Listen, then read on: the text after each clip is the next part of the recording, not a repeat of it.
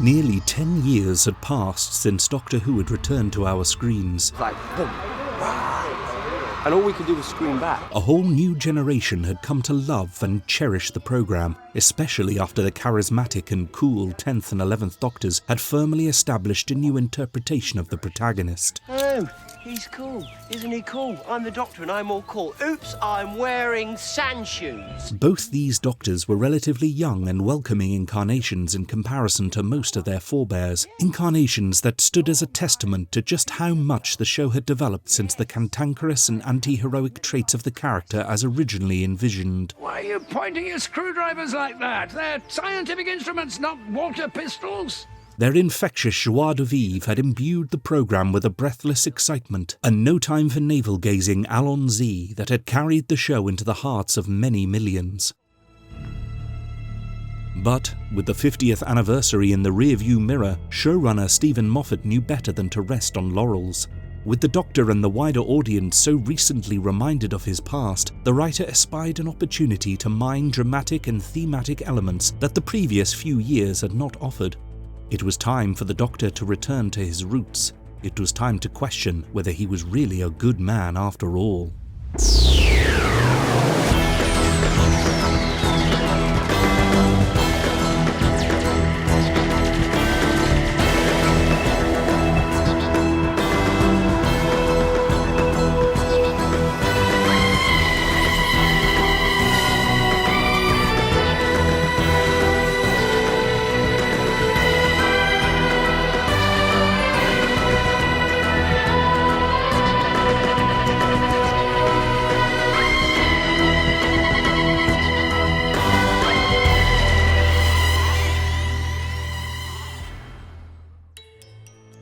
Speculation had been rife in the papers and across social media after it was announced in June 2013 that 11th Doctor actor Matt Smith would be moving on after the upcoming anniversary and Christmas specials.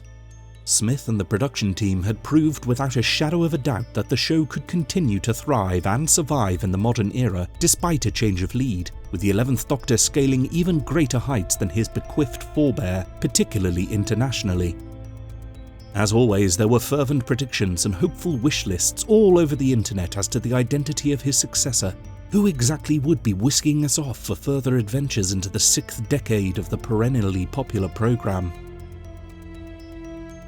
As always, a host of big names were thrown about, from Rupert Grint and Idris Elba to Chiwetel Ejiofor, Ben Daniels and Helen Mirren.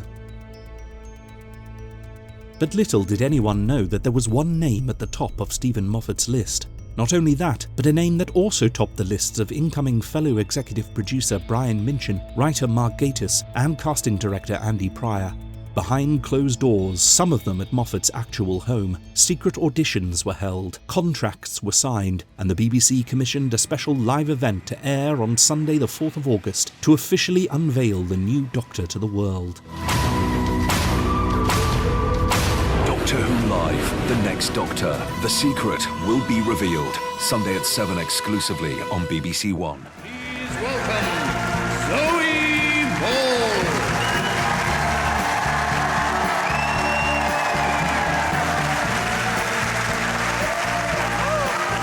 Capitalising on the raised profile the programme had achieved over the last few years, and acting as part of the publicity blitz that was beginning to unfold in the lead-up to the 50th anniversary, Doctor Who Live, The Next Doctor used the format of a half-hour chat show hosted by veteran presenter and fan Zoe Ball, and featuring interviews with former and current stars of the programme, alongside some famous fans both in person and via pre-recorded interviews. Now, Doctor Who has the best fans in the galaxy. I think you'll agree. Yes.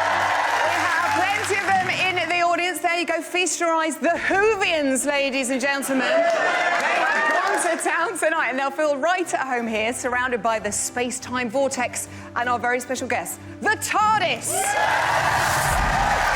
I must admit, I've always found live broadcasts a little cringe-worthy, and the embarrassing mistakes of a nervous Rufus Hound didn't exactly allay my concerns. Rufus, you're a hardcore fan, although perhaps I'm doubting Yeah, no, that now. I mean, after saying he knocked 3 times, I want to shoot myself in the head. When did you first start watching the show? Because it wasn't when you were a little boy, was it? No, I'm of that generation that was sort of old enough to watch it after it had been cancelled. So I only clocked on with Russell T Davies and Peter Eccleston, because it seemed like, you know... Christopher Eccleston!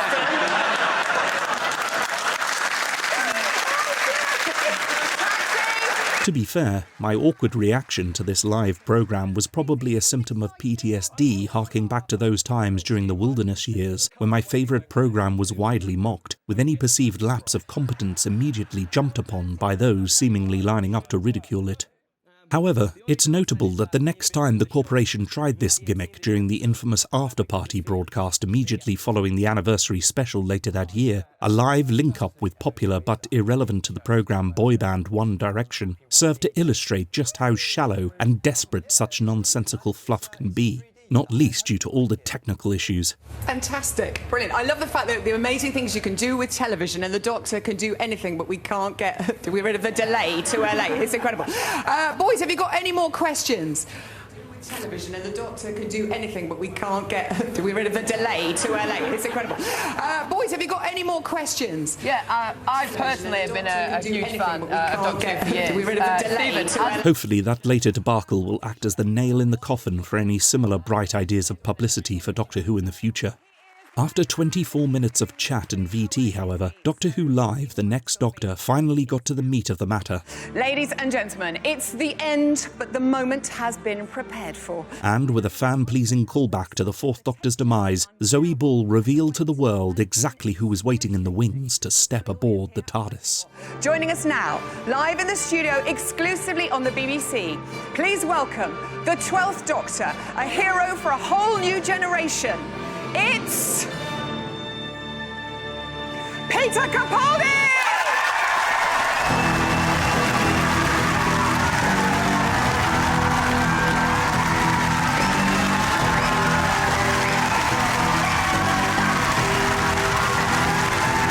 At 55, Peter Dugan Capaldi was the oldest actor since William Hartnell to take on the part on a regular basis, something the Scottish actor slyly referenced when posing for the waiting cameras and fans at his reveal, gripping his lapels in a very First Doctor-ish manner.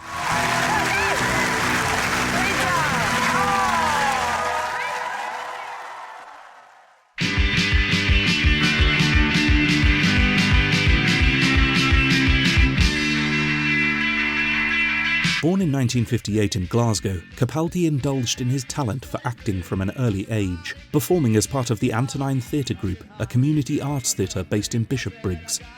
It was his artistic talents that dictated the direction of his further education, however, as, after a rejection from the Royal Scottish Academy of Music and Drama, he went on to attend the prestigious Glasgow School of Art, where, alongside studying and developing his skills with pencil and brush, he was never far from a stage, either as the lead singer and guitarist of post-punk band Dream Boys, or performing cabaret with bandmate and future comedian Craig Ferguson. After graduation, it had become clear to Capaldi that his destiny lay in performance, and by the early 80s he was appearing in several films for both the small and big screens. The next decade saw him taking on more leading roles, primarily for television, where his range was demonstrated across crime drama, comedy and fantasy, as well as minor parts in such popular sitcoms as The Vicar of Dibley.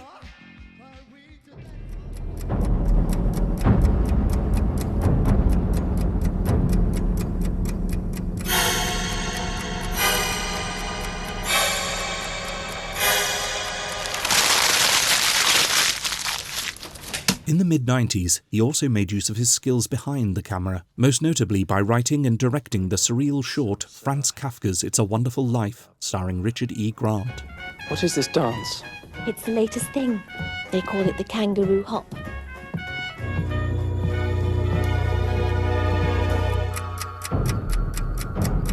The film's nightmarish and bizarre cinematography saw it reap numerous awards, including BAFTAs from both sides of the Scottish border, before it went on to receive an Oscar at the 1995 Academy Awards. Around this time, his rising star saw him invited to audition for the part of the Doctor when what would become the TV movie was in production. it was an invitation he turned down, despite loving the programme since its inception back in 1963. With one of his earliest memories of the show being the cliffhanger reveal at the end of episode 1 of the Dalek invasion of Earth, the iconic shot of Scaro's finest emerging from the dark waters of the Thames, he had quickly become one of its earliest fans, gathering autographs of the initial Doctors, writing letters about the show to Radio Times, and badgering the production office to be made secretary of the official fan club. In fact, his endless missives grew so frustrating for production secretary Sarah Newman that she wished extermination on the young fan in a letter to the actual secretary of the club, Keith Miller. Despite this, the young Capaldi enjoyed an invitation to visit the Doctor Who set where he met Jon Pertwee, Terence Dix and Barry Letts in an experience that he later explained was formative to his eventual career in film and television. A further visit to meet Pertwee's successor Tom Baker and Sarah Jane actress Elizabeth Sladen helped to firmly emboss his credentials as a bona fide superfan.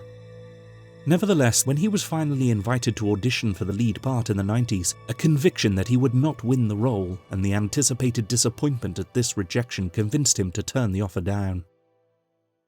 I just wanted to say to you, by way of introductory remarks, that I'm extremely miffed about today's events, and in my quest to try and make you understand the level of my unhappiness, I'm likely to use an awful lot of what we would call violent sexual imagery, and I just wanted to check that neither of you would be terribly offended by that.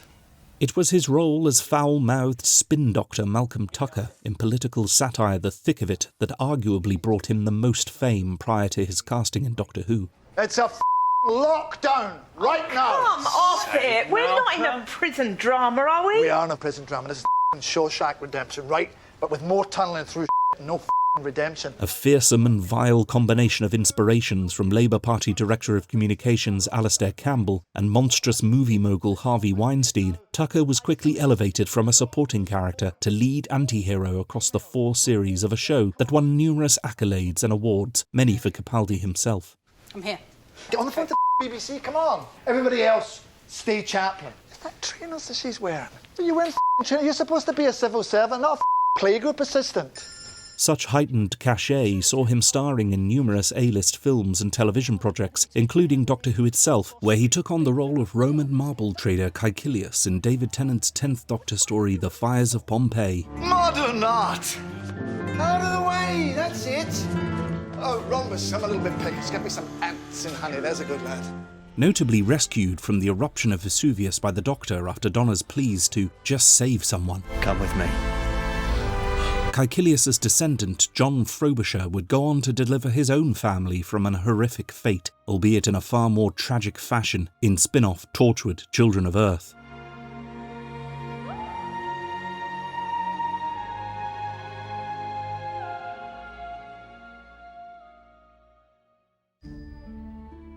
On a February 2013 visit to the set of Mark Gatiss' drama about the creation of the programme, An Adventure in Space and Time, the writer offhandedly posed the question to Capaldi about whether he would still like to play the Doctor. Capaldi replied that he felt he'd missed the boat on that one, leaving Gatiss to enigmatically respond, "Oh, I don't know." Unbeknownst to Capaldi, Matt Smith had already handed in his notice by this point, and discussions as to who should be his successor were being had behind the scenes. It was around this time that Capaldi was cast as the major antagonist Cardinal Richelieu in the BBC's new adventure series The Musketeers, a role that would see him filming in the then Czech Republic for 7 months. Such was the Doctor Who production team's desire for Capaldi to be offered the opportunity, however, that he was invited to audition on one of his visits back to London in June, with the actor unaware that he was the only name being seriously considered. After a 70-minute filmed audition, the actor was not sure if he'd delivered the goods. However, a quick conference with the BBC drama controllers saw them quickly agreeing with Moffat et al. That he was perfect for the part of the 12th Doctor, and that boy from Glasgow, now 55 years young, was finally given the licence to live that dream he'd harboured since 1963.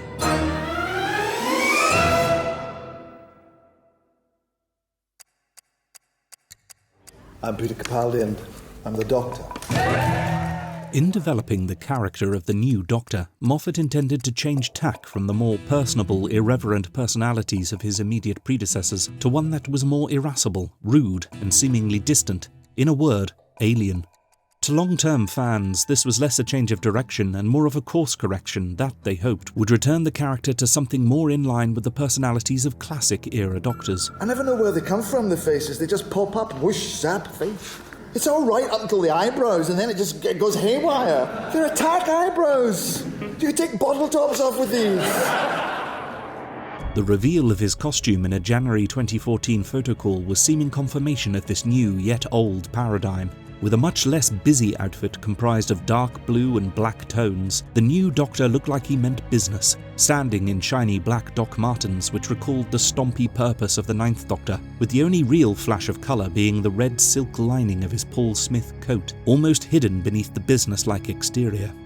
Coupled with the dramatic pose, this flash of colour was a direct reference to the 1970 Radio Times Pertwee photo call, firmly establishing the provenance of this new incarnation, but one which was stripped back with little time for frivolity. As Capaldi said in the press release, "He's woven the future from the cloth of the past. Simple, stark, and back to basics. No frills, no scarf, no messing. Just 100% rebel Time Lord." If you wouldn't mind. In this respect, the 12th would, initially at least, recall the 1st Doctor, with his haughty insolence not only providing fresh opportunities for humour, exit the box and surrender to the glory of the Sontaran Empire. Shush. Doctor? but also by more starkly illustrating the character's fallibility and consequential recklessness, something that could be overlooked or forgiven in a more amiable incarnation.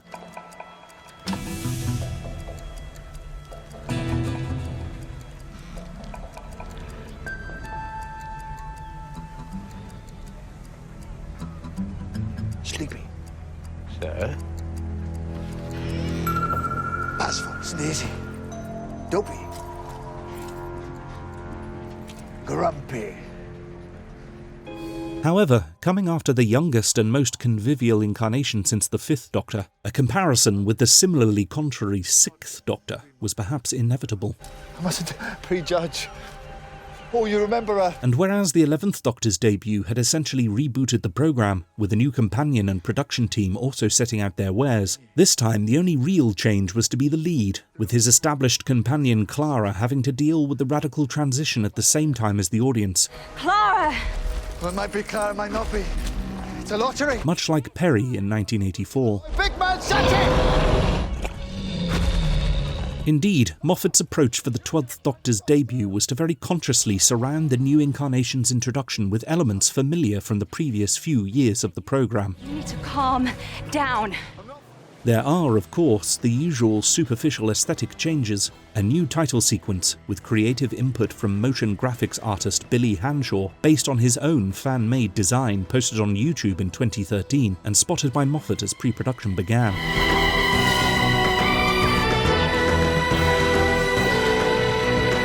A new version of the theme tune by longtime composer Murray Gold, which incorporated more electronic elements in a callback to its 80s forebears.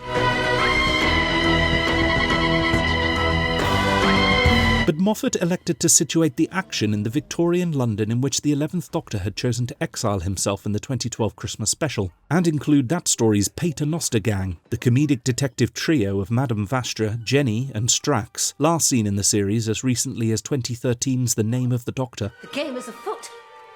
We're going to need a lot of tea. Even the primary antagonist, the half-face man, a cyborg replacing its components with flesh taken from unsuspecting human victims, is revealed to be a survivor of the sister ship to the Madame de Pompadour from that other Clockwork Robot story penned by Moffat, 10th Doctor Adventure, The Girl in the Fireplace. The escape pod is viable. You can't patch up a spaceship with human remains. You know, this really is ringing a bell. In addition, the humour of several scenes involving the Paternoster gang recalls the whimsy of stories featuring the previous incarnation, such as the Crimson Horror, and it is clear that Moffat is slowly easing the audience into the new era. The Times. Shall I set it up? Yeah, why not? Ah! Despite these fan-pleasing callbacks, including more subtle references, such as Vastra unwittingly parroting the Brigadier's response to the 4th Doctor's birth, Well then, here we go again. the tone of the episode very quickly signifies changes are afoot. Indeed, the familiar elements also serve to highlight how different the new Doctor is to his predecessor. Where did he get that face?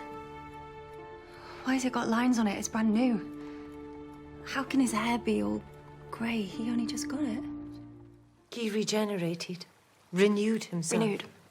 Fulfilling a companion's traditional function as the audience surrogate, Moffat has Clara embody an anticipation of their rejection of a new Doctor so different from the young, attractive boyfriend type that had become so established over the previous couple of incarnations. You said renewed, he doesn't...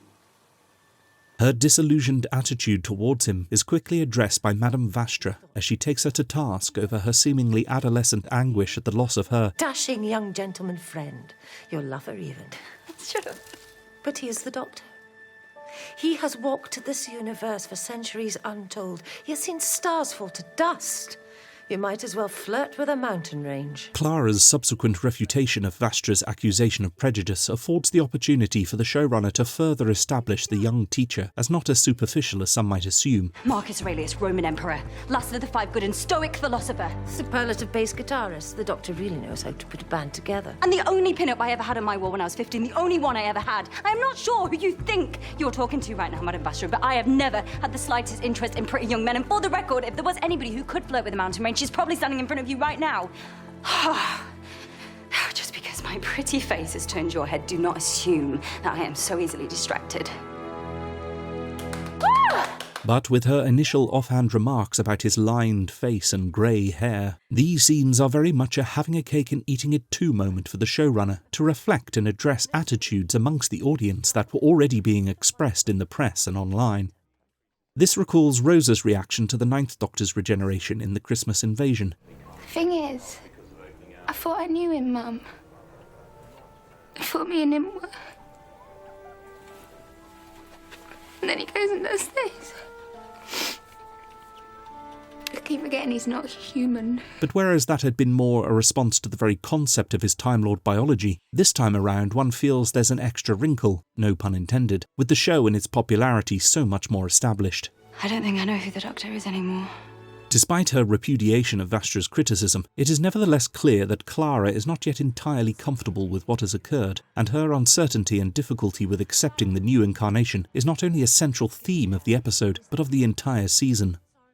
Whereas at first the rudeness of his opening lines could be dismissed as the result of the confusion and disorientation of regeneration, as witnessed several times in the programme prior, it quickly becomes clear that this is a less personable Doctor, easily frustrated by those around him whom he considers inferior. Look at you. Why can't I meet a decent species? Planet of the pudding brains. Whilst he promptly vacates his sickbed in a notably and knowingly doctorish fashion, motivated to rescue the stranded tyrannosaur stomping around in the Thames. Sorry, I'm going to have to relieve you of your pet. Your what? Shut up, I was talking to the horse.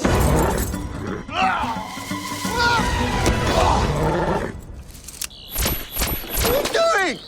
Forward! There is still a suggestion of solipsism in this act, established by his unconscious translation of the dinosaur's cries, which can easily be interpreted as his own thoughts. I am alone. The world which shook at my feet, and the trees, and the sky have come, and I am alone now. Are you translating? The wind bites now, and the world is grey, and I am alone. You can't see me, doesn't see me, can't see me.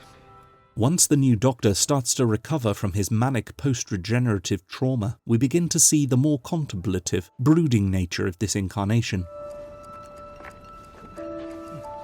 His encounter with the homeless man, Barney, played by Sarah Jane actress Elizabeth Sladen's widower Brian Miller, trivia fans, sees the 12th Doctor reflecting on the reason for his new form, the first time it is suggested so explicitly that there might be a rationale, even if an unconscious one, for why his body looks certain ways at certain times. After all, if regeneration is supposed to be a form of renewal, why wouldn't he look young again every time he is reborn? Look, look, look, look. Look, it's covered in lines. But I didn't do the frowning. Who frowned me this face? This is an aspect of Moffat's writing that I have always enjoyed, his tendency to take aspects of previously uninterrogated lore and gently shake them to see what interesting dramatic potential falls out. It would have been easy to simply ignore the fact that the new Doctor looks exactly the same as the Roman citizen encountered relatively recently by the Time Traveller, as indeed the production team had chosen to do when the 6th Doctor bore a striking resemblance to the Time Lord Guard commander who had shot his previous incumbent. It's like I'm trying to tell myself something. Like I'm trying to make a point. But Moffat decides to instead acknowledge this fact, dropping a hint that there is a greater significance to the Doctor's new yet familiar appearance. It isn't just a metafictional wink either, as could be argued in the case of Martha Jones with her identical cousin working for Torchwood back at the end of Series 2, but something that will eventually be addressed in the following season, and, I will argue, feeding into the 12th Doctor's fundamental character arc that will unfold. Do you have it in you to murder me? Those people down there, they're never small to me. Don't make assumptions about how far I will go to protect them, because I've already come a very long way. And unlike you, I do not expect to reach the promised land. Indeed, exactly who this new Doctor is becomes an explicit question over the course of the episode, with the ambiguity as to how the half-face man meets his demise. Did he jump, or was he pushed? Signalling that our hero may now be more callous and less forgiving than before. The Doctor's fourth wall break at the end of this sequence is a revival of similar metafictional communications with the viewers from the 4th Doctor's era, but is now less avuncular, his so-called attack eyebrows challenging us to question his actions, rather than to reassure us of his heroic efforts to save us from the monsters. The feature-length runtime of the debut episode also affords space for a coda, where Clara and the audience are forced to reckon with their joint reservations towards the new Doctor. You've redecorated. Yes. I don't like it. Not entirely convinced myself. I think there should be more round things on the walls. After seemingly abandoning his companion, his eventual return, revealing his new, more sombre costume, a redecorated TARDIS interior arguably more homely and yet more spooky in its scholarly gloom than the slightly sparse and clinical version seen previously, and his pronouncement that, I'm the Doctor. I've lived for over 2,000 years, and not all of them were good. I've made many mistakes, and it's about time that I did something about that.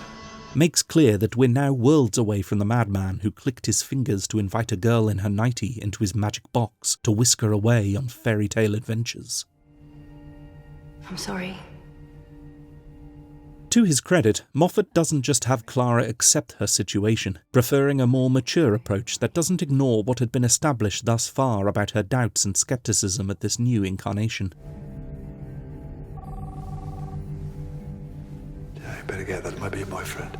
Instead, in true Moffat style, he pulls a trump card, having the 11th Doctor appear once more via phone call to Clara from minutes before his regeneration at the end of the previous story, in order to reassure and encourage her to accept his future self. Hello?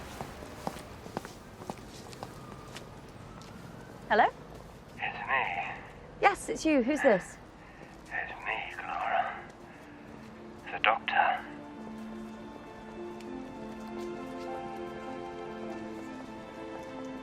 What do you mean, the Doctor? I'm phoning you from Trenzalore. This was a controversial decision that still doesn't sit right with many fans, who argue that his appearance undermines the effort to encourage acceptance of the 12th Doctor, reminding viewers what they've lost rather than allowing them to move on, and stealing away the limelight from the incumbent. Not long now. I can feel it. Whilst I agree to an extent, I found the surprise cameo quite moving, then and since, primarily due to the subsequent conversation between Clara and Capaldi's Doctor, where her unthinking rejection of him as one and the same man who just called her is explicitly addressed. Well. Well, what? He asked you a question. Will you help me? You shouldn't have been listening. I wasn't. I didn't need to. That was me talking.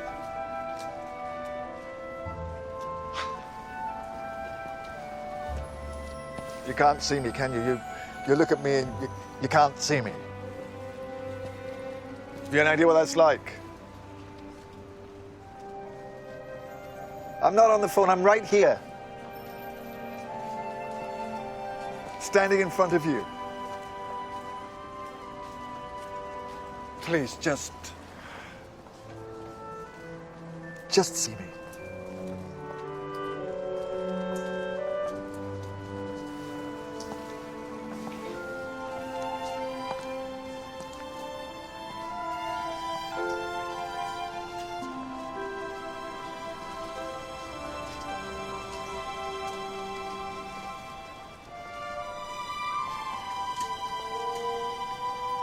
Thank you. For what? Phoning.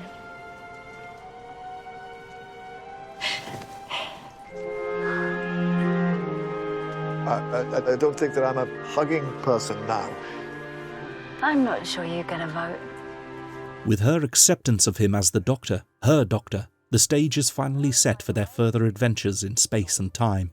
The only problem is, the Doctor himself is still not entirely sure of exactly what kind of man he is. You're scared? I'm terrified. Of what? The answer to my next question. Following the debut, the series quickly begins to settle into its new, more nihilistic tone, with the Doctor explicitly questioning his identity, asking Clara, Tell me, am I a good man? It's a question that Moffat has explored before. The concept of the Doctor as an ideal, a persona adopted by the being who usually refers to himself as such, a paragon of heroism and moral crusade that is sometimes impossible to maintain in the face of overwhelming ethical challenges. The 11th Doctor faced a similar quandary when dealing with the abduction of Amy Pond, his good man going to war to save her and straining against his many rules in the process. Good men don't need rules. Today is not the day to find out why I have so many. See also the revelation of his struggles in the Time War, where he abandoned the moniker to take up the mantle of warrior, believing his actions necessary yet antithetical to his ideal of the Doctor. I don't suppose there's any need for a doctor anymore. This time around, however, there's a greater sense of crisis. His unexpected new regenerative cycle after 1,000 years of sacrifice on Trenzalore, causing a resurgence of survivors' guilt, but also a weariness, a loss of faith in the worthiness of his cause when the enemies just keep coming back time and again, and when the generations of beings he encounters keep repeating the same mistakes. He's still fighting the fight, but without the same confidence and conviction of before. This is Gun Girl. She's got a gun and she's a girl. This is the sort of boss one. Are you the same one as before? Yes. I think he's probably her uncle, but I may have made that up to pass the time while they were talking. This is Clara, not my assistant. She's some other word. I'm his carer. Yeah, my carer. She cares, so I don't have to. This is not to say that he hesitates in making the tough decisions. The 12th Doctor is very decisive, seemingly callous in his dismissal of those little people whose deaths are inevitable. Oh my God, what's he doing? Hoovering. Gotcha! What did you give him? Oh, just a spare power set, but I can track the radiation signature. I need to know where they dumped the bodies. I thought you were saving him! He was dead already. I was saving us. He's not one to cry over spilt milk, and his lack of explicit angst over this causes much friction with Clara. What's that look for? It's the look you get when I'm about to slap you! We're gonna die in here. And there was a little bit of you that's pleased. But despite his assertion that he is now essentially outsourcing his ability to care to his companion, this is actually an incarnation so traumatized by several lifetimes of loss that he is moved beyond tears or other outward expressions of grief, holding it so tightly in his chest that the pain motivates him to overcome his reluctance and angrily continue in his quest. He hasn't completely lost his faith in the Doctor, but being him is no longer so easy to perform. I see into your soul, Doctor. I see beauty. I see divinity. I see hatred. Hatred? I see your hatred of the Daleks, and it is good. No. You must see more than that. There must be more than that. Death to the Daleks! Death to the Daleks! Death to the Daleks! It's certainly not helped by his efforts to rehabilitate the damaged Dalek nicknamed Rusty, almost blowing up in his face when it forces him to confront the darkness in his soul. Its assertion that he is a good Dalek. a recall of an earlier encounter between his 9th incarnation and another representative of his greatest enemies. You would make a good Dalek. Serves to underline his psychological turmoil. Although Clara tries to help, offering him the only answer she can to his question. I don't know. I'm sorry? You asked me if you were a good man, and the answer is, I don't know. But I think you tried to be, and I think that's probably the point. It's clear that the Doctor's crisis is not yet assuaged, his fear of the warrior, the Doctor of War being his true identity, still bubbling beneath the surface. This goes some way towards explaining what some fans have criticised the Doctor for in this era, his expressed dislike of the military. I think you're probably nice. Underneath it all, I think you're kind. You're definitely brave. I just wish you hadn't been a soldier. Starting here, with his rejection of the character of Journey Blue as a potential companion, he continues to assert his distrust and prejudice of soldiers on numerous occasions, most explicitly towards that of Clara's boyfriend Danny Pink, a veteran of the war in Afghanistan, now teaching maths alongside her at Coal Hill School. One thing, Clara. I'm a soldier guilty as charged. You see him? He's an officer. I am not an officer. I'm the one who carries you out of the fire. He's the one who lights it. Out. No. Right away, sir. Straight now. Yes. Am I dismissed? Yes, you are! That's him. Look at him right now. That's who he is. Commentators then and since have argued that this attitude of the Doctor's is illogical and nonsensical considering his past with the Brigadier and unit.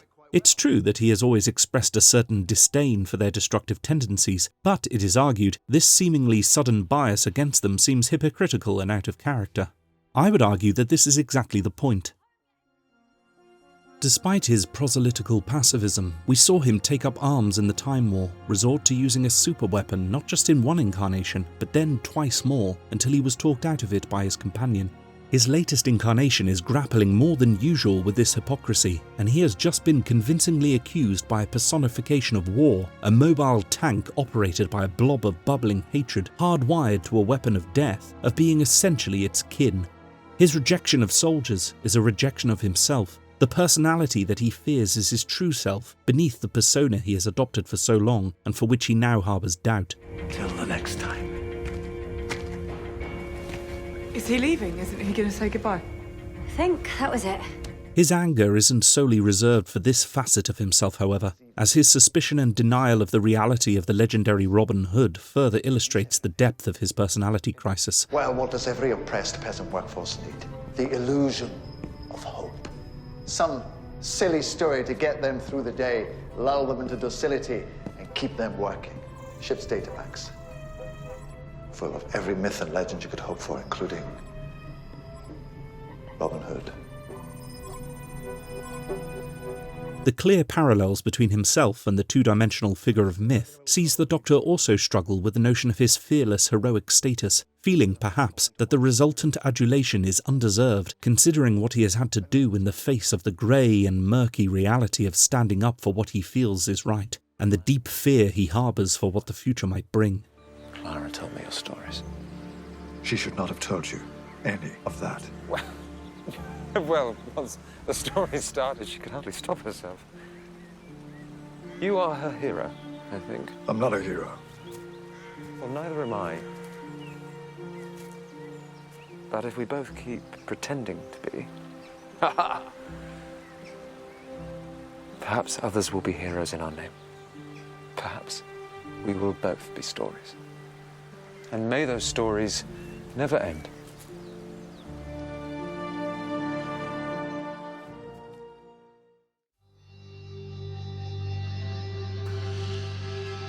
Fear is the central theme of what I consider one of the standout stories of his first season, Listen, where the Doctor decides to single-mindedly pursue answers to our universal terror of the unknown, his efforts characteristically putting himself and others in unnecessary danger as he angrily strives to conquer this perceived weakness. It sees Moffat somewhat retreading familiar territory, positioning a simple fear of childhood as the central conceit of the episode, as he had done before with mysterious cracks in bedroom walls, statues that move when you're not looking, or creeping shadows. This time, it's that indefinable sense of dread when one thinks one's alone but feels that one's not, epitomised by the darkness beneath the bed. But it's the way in which this universal fear is explored that makes this story really stand out.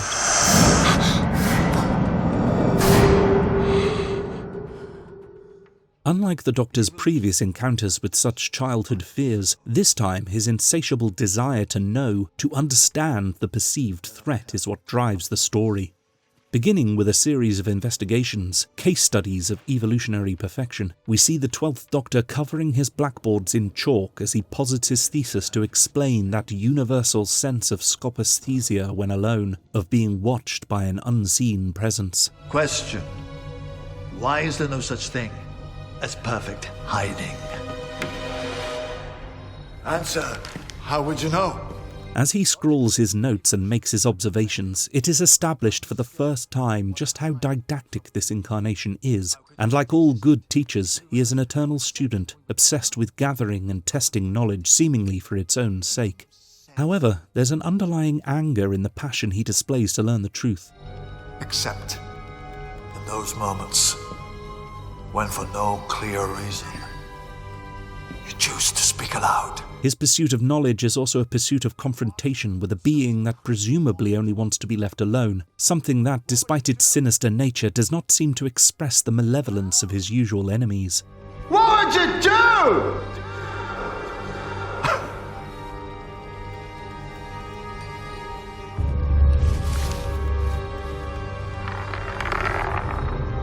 A terrible thing bred in some corner of the universe maybe, but not necessarily one that needs to be fought. Focus on the dream. Focus on the details. Picture them. Feel them.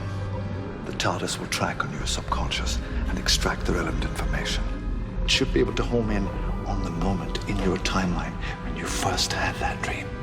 And then we'll see. What will we see?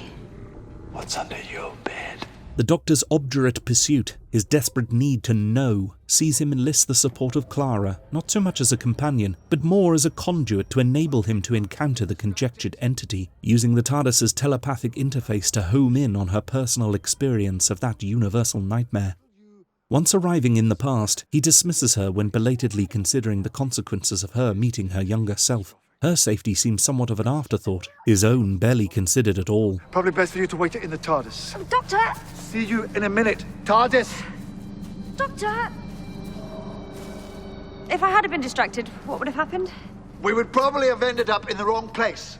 But don't think we have, because the time zone's right. I won't be long. With Clara's stray thoughts about her prospective boyfriend Danny having affected the spatio-temporal coordinates of their landing, we are treated to a seminal scene of the era and the keystone of the episode, where her efforts to comfort and reassure his childhood self, here named Rupert, lead to what I consider a truly scary scene. Do you know what's under there? What? Me! Come on! Flipping the fear factor on its head, Clara and Rupert slide into the realm of the unknown, the space beneath his bed, her confidence in its emptiness used as a means of dispelling the young boy's intangible fears. Such confidence only enhances the horror when something creaks onto the bed above them. You know, sometimes we think there's something behind us, and the space under your bed is what's behind you at night. Simple as that. There's nothing to be afraid of.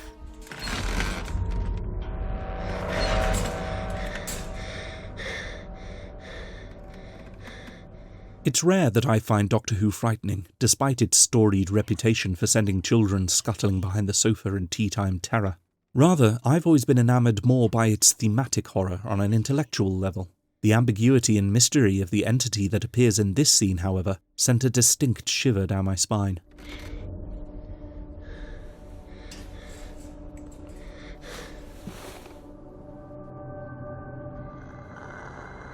Hello?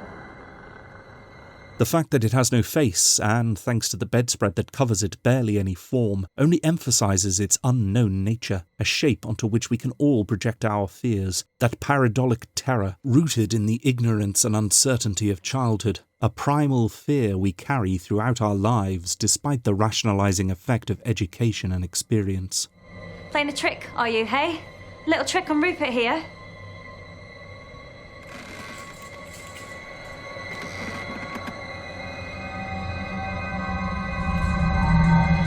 Okay, it's not funny this, you know.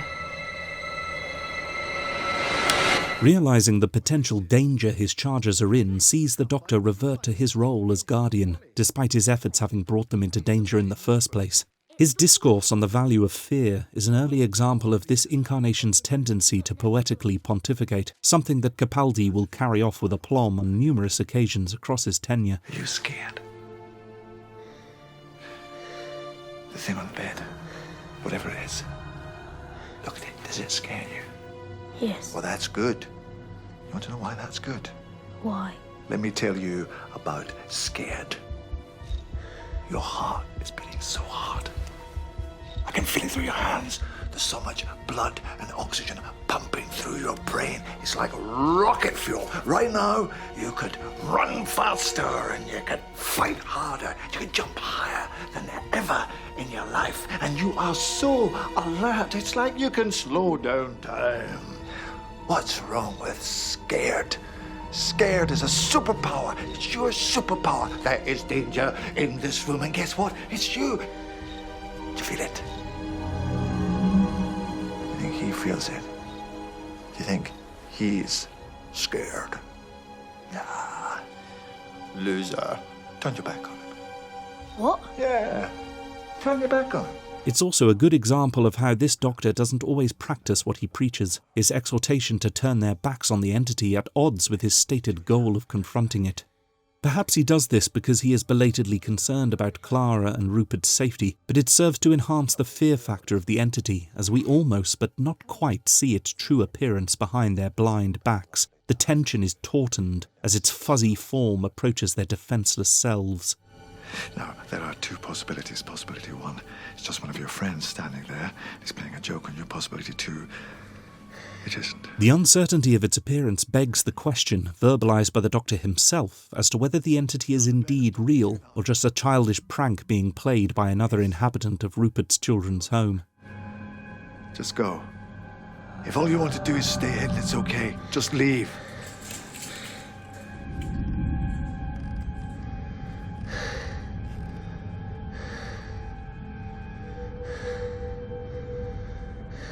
Is it gone? Don't look round. Not yet. I can't hear anything. Don't look round. Look away now. Don't look at it. Don't look round. Don't look round. Don't look at the reflection. What is it? Imagine a thing that must never be seen. What would it do if you saw it? For me, the shimmering, semi-transparent visual of the creature behind their backs, even out of focus, suggests that it is indeed the object of the Doctor's inquiry, but it doesn't really ultimately matter.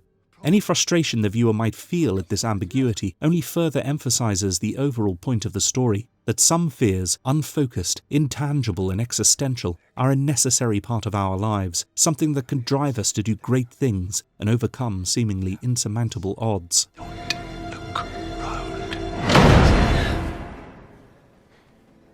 Gone. Gone. It's a lesson that the Doctor tried to impart to young Rupert, but his own actions reveal a lack of such acceptance, instead exhibiting an almost suicidal need to conquer his fear by force, rather than come to terms with the fact that fear always remains, that it is an inevitable part of life. To constantly fight it, to go on the offensive, is an endless battle that only breeds hurt and hatred. This is epitomised by Rupert's toy soldier, Dan the Soldier Man, his leadership defined by his broken nature, his lack of a weapon to destroy the object of his fears, meaning he's the bravest soldier of them all. A soldier's so brave, he doesn't need a gun. He can keep the whole world safe. He must rely on his mind and words to defend against the monsters, because when we have no guns, we must make an effort to understand and accept the antagonists in our lives in order to protect ourselves. After the aborted attempt at a confrontation with the hidden entity, the Doctor discerns another opportunity when the TARDIS latches onto a descendant of Danny, Orson Pink, a time travel pioneer stranded at the end of the universe. We can't leave immediately, though. The TARDIS needs to recharge. Sorry. What? Overnight, that should do it, shouldn't it, Clara? Overnight?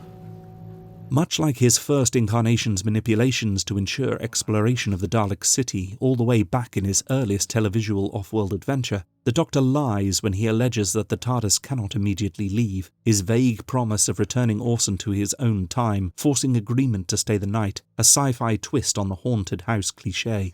And much like in 1,000 cinematic examples of that trope, it's the Doctor's hubris that almost brings his destruction.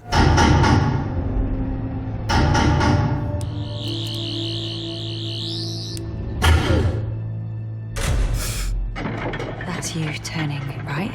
No. Get in the TARDIS. Why? I have to know. Banishing Clara and Orson to the TARDIS, he insists on standing vigil, waiting in desperation just to know, to see the entity that he surmises still remains after the clocks have stopped everywhere in the universe. The airlock opens. Does he see it? Does he learn the truth? Is he knocked unconscious by the entity, or merely by flying debris? Here we go! Whatever the truth of his encounter, Clara's desperate piloting of the TARDIS away from that darkness at the end of time brings the travellers to a totally unexpected place and time. And it's here where this exploration of fear reaches its apotheosis.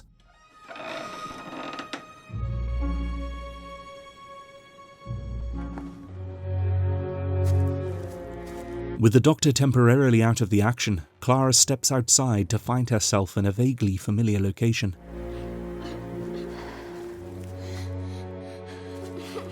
Finding a boy crying beneath his sheets in the barn in which she finds herself, Clara ducks beneath the bed, desperately hiding from the unknown couple that enter. With the revelation from their overheard conversation that the TARDIS has somehow brought us to Gallifrey, Clara panics when she realises that the boy that lies above her is the Doctor himself. He doesn't want to join the army, I keep telling you. Well, he's not going to the academy, is he, that boy? He'll never make a Time Lord.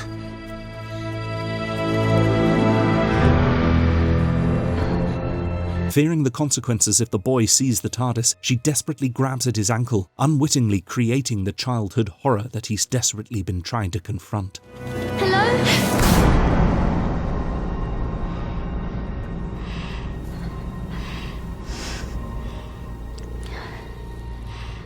It's okay. This is just a dream. But then, comforting him as she did Rupert, she asks him to listen, and has a very important lesson to impart. I know you're afraid. But being afraid is all right. Because didn't anybody ever tell you? Fear is a superpower. Fear can make you faster and cleverer and stronger. And one day, you're going to come back to this barn, and on that day, you're going to be very afraid indeed. But that's okay. Because if you're very wise and very strong, fear doesn't have to make you cruel or cowardly. Fear can make you kind. No, not the hugging. No, I'm against the hugging, please. This scene stuck in the throat of many fans, especially those who felt that Clara was beginning to have far too much significance in the Doctor's life and history since the Impossible Girl arc of the previous half-season. Whilst I intend to cover Clara in more detail in a separate video, her significance to the story of the 12th Doctor is far too great not to address here. The argument is that her lesson to the Doctor in the barn undermines his autonomy and agency, akin to suggesting a particular TARDIS to the first Doctor in the montage of clips at the beginning of The Name of the Doctor. Doctor? Yes? What is it? What do you want? However, I disagree. The lesson that she imparts to his younger self is fundamentally the same as the one he himself delivered to Rupert when the entity was on his bed earlier in the episode. The cyclical nature of this paradox means that the central message of her words belongs to both of them. Chronologically speaking, there is no origin. One could argue that, in this respect at least, they are one being, a hybrid if you will, but more on that later.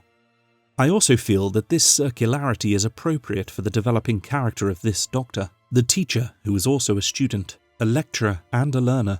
To paraphrase Socrates, he knows enough to know that he knows nothing. With his pursuit of the possible personification of the unknown bringing near destruction, the Doctor learns to accept his fear, to learn the lesson he himself imparted. We are left with Dan the soldier man, the leader without a weapon, and a final message that appropriately brings us full circle back to the very beginning. Fear makes companions of us all. Fear makes companions of all of us. That's right. Following Listen, Series 8 continued to serve up an eclectic range of adventures, from the Ocean's 11-style caper Time Heist to the ambitious but ultimately disappointing fairy tale of In the Forest of the Night.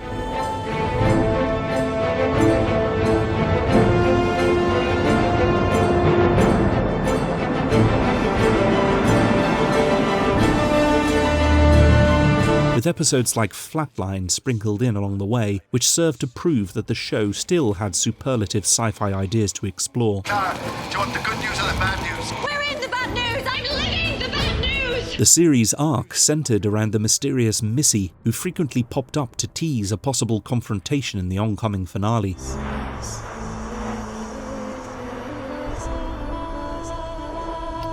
Now that was surprising. I love surprises. Don't you do this to make some kind of point? Sorry. Well, actually, no, I'm not sorry. It's time to take the stabilizers off your bike. It's your moon. Womankind. It's your choice. Along the way, Moffat's decision to make this new era less magical with a more fallible central character develops, with Clara outrightly turning her back on him after he seemingly abandons her to decide the fate of Earth's satellite in Kill the Moon, which, according to its writer, was not intended as an anti-abortion story, but nevertheless has been regarded as a thematic misstep that still overshadows the Doctor-companion relationship, which is intended to be its heart. You walk our Earth, Doctor. You breathe our air.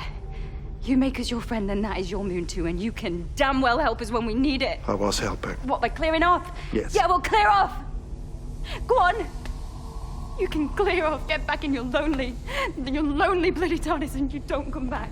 Clara's not quite done travelling with the Doctor, however, and her burgeoning relationship with Danny suffers the effects of her now secret double life. Oh, you didn't call the school, you called him.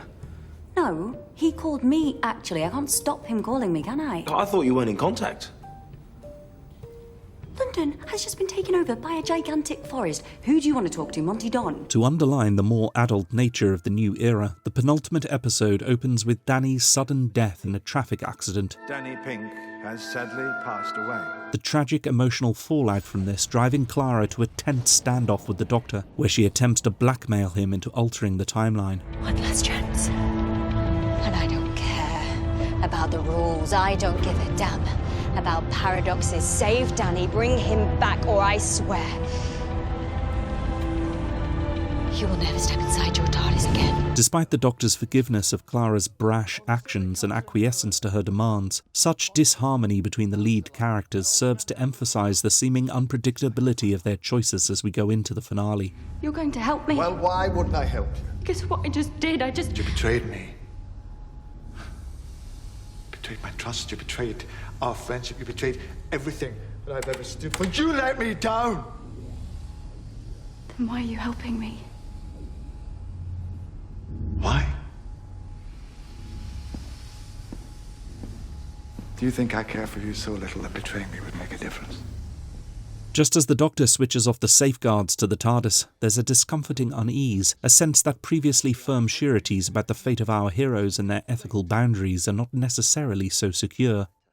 This dark turn is further accentuated by the reveal in this episode that the 3W Institute, dedicated to preserving the bodies of the recently deceased, is named for the so-called 3 words, a phrase repeated by those who have passed on who, it is explained, remain conscious after their deaths. Don't cremate me. Don't cremate me. Many felt that the programme had gone too far with this plotline, and despite the Doctor's assertions that the whole thing is a con, the BBC received several complaints over what many viewers considered an insensitive and unnecessary element of horror.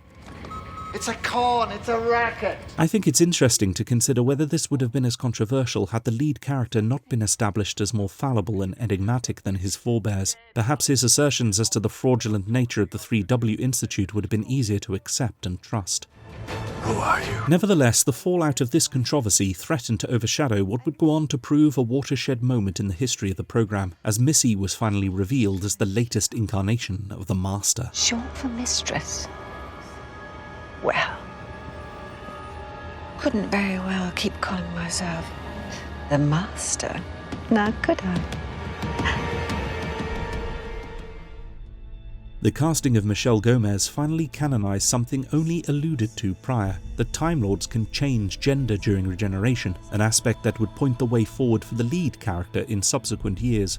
However, I've always felt that the persistence with referring to her as Missy rather than Mistress once her true identity was revealed afforded too much opportunity for the naysayers to ignore her provenance. I suppose that Mistress might possibly have too many adult connotations in the modern day, but historically gendered though the title Master might be, I feel it would have been an opportunity to infuse the term with more gender neutrality, much like that of Sir, frequently used in Star Trek The Next Generation to refer to female officers.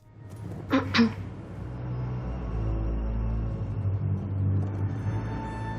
going to kill you in a minute. I'm not even kidding. You're going to be as dead as a fish on a slab any second now, all floppy and making smells. But don't tell the boys. This is our secret girl plan. Despite the appellative alteration, Gomez goes to town in her full debut, resurrecting the unhinged sadism of her predecessor John Sims' incarnation, whilst injecting a more playful, chaotic nature, like a deranged Mary Poppins. Her plan to gift the Doctor his own army in the form of cyber-converted human corpses plays directly into Series 8's central character arc, as she tempts him with the power such an army might grant him. Give a good man firepower, and he'll never run out of people to kill. I don't want an army. Well, that's the trouble. Yes, you do. You've always wanted one. All those people suffering in the Dalek camps, now you can save them. All those bad guys winning all the wars, go and get the good guys back. Nobody can have that power. You will, because you don't have a choice. There's only one way you can stop these clouds from opening up and killing all your little pets down here. Conquer the universe, Mr. President. Show a bad girl how it's done. Offered such power, the Doctor is confronted with what he has come to most fear, the ultimate good man, the lonely god who uses his power to enforce his morality on the universe, a true Time Lord victorious. Every war, every invasion. From now on, you decide the outcome. What's the matter, Mr. President? Don't you trust yourself? Faced with such temptation, the Doctor ultimately rejects it, much like he did in his 4th and 10th incarnations. I am not a good man. And I'm not a bad man. He has come to see the notion of a good man as someone who hubristically tramples any opposition underfoot, hero as synonymous with villain. In the process, he is essentially acting on the lesson we saw Clara imparting back in the 50th anniversary special The Day of the Doctor, where we heard her quote Roman Emperor Marcus Aurelius. Waste no more time arguing about what a good man should be. Be one. Marcus Aurelius. However, I feel that the Doctor's victory here is ultimately Pyrrhic.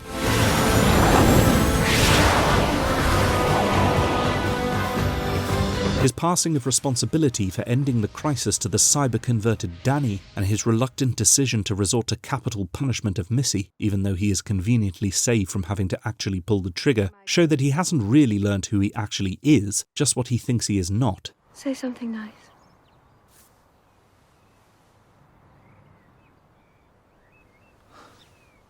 Please. You win. I know.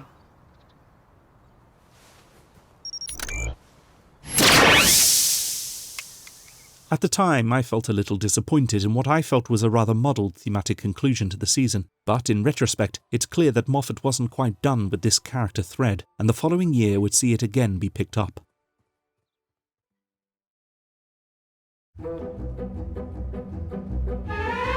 Series 8 was launched with unprecedented fanfare, as BBC Worldwide built on the success of the previous year's 50th anniversary celebrations with another simulcast and cinema release for the first episode, and a global press tour that saw the two leads, alongside Stephen Moffat, travel to 7 cities across 5 continents in just under 2 weeks.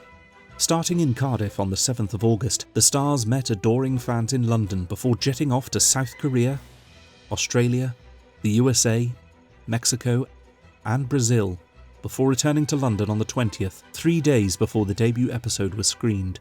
The global trek served to underline how much the programme had come to be embraced across the world, and was another surreal moment for old-school fans like myself who had grown up with Doctor Who as a guilty secret to be enjoyed in the confidentiality of our bedrooms.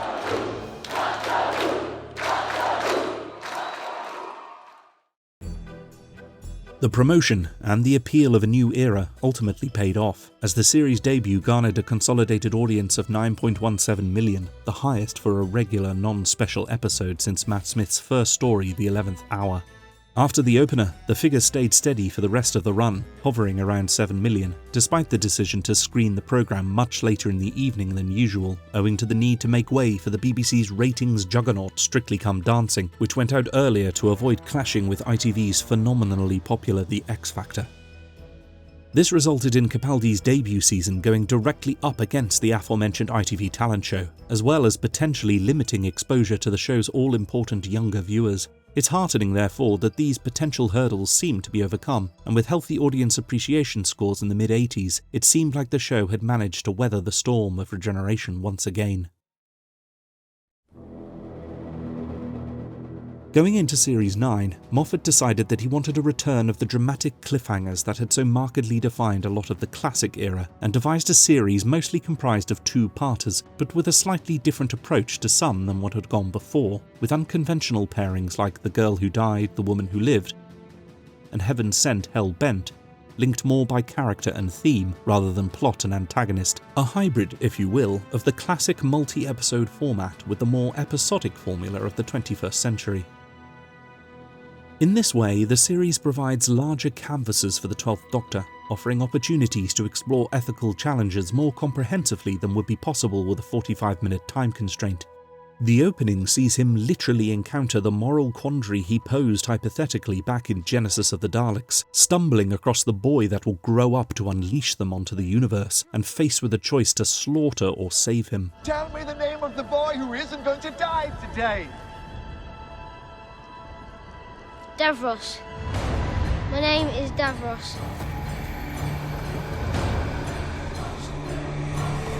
Hello? Are you still there? His decision to run away from this choice, the conflict between his better nature and his emotional desire to destroy in an unconscionable preventative act, and his subsequent paralysed sojourn on medieval Earth, shows that his identity crisis is not yet resolved. Doctor, the look on your face. What is that? Shame. You're ashamed. Although he ultimately chooses to return to Skaro and rescue the young Davros, his relinquishing of the sonic screwdriver, by this point as synonymous with the character as Sherlock Holmes's pipe or Robin Hood's bow. That's yours. It was. And the inconsistency of his costume, sometimes more formal, at others much more casual and scruffy, reflect a character still unsure about himself and his role in the universe, a man who continues to question his ultimate purpose, conflicted about the decisions he has made. Come on. I'll take you home. Which side are you on? Are you the enemy?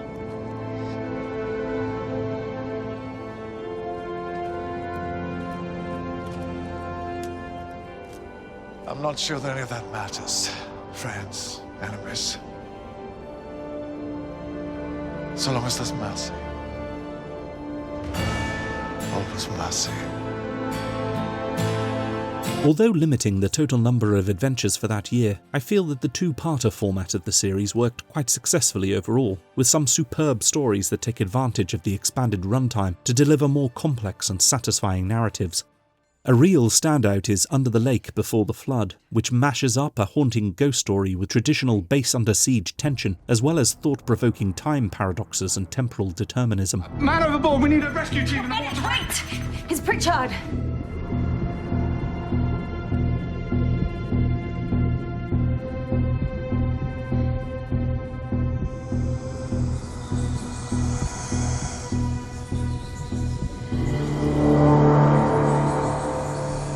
Its skillful interweaving of sci-fi adventure tropes slanted by creative originality, with playful dramatic presentation such as the fourth wall-breaking cold open of the second part, have rightly earned it a place in the top echelon of Doctor Who stories. This is called the bootstrap paradox. Google it.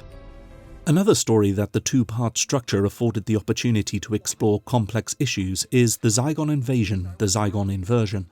Building on the subplot of the 50th anniversary special, which saw a fragile human Zygon truce established, writers Peter Harness and Stephen Moffat used this story to craft a global urban thriller with a radicalized faction of the alien settlers initiating a terroristic conflict against the people of Earth. I'm not part of your fight. I never wanted to fight anyone. I just wanted to live here. Why can't I just live?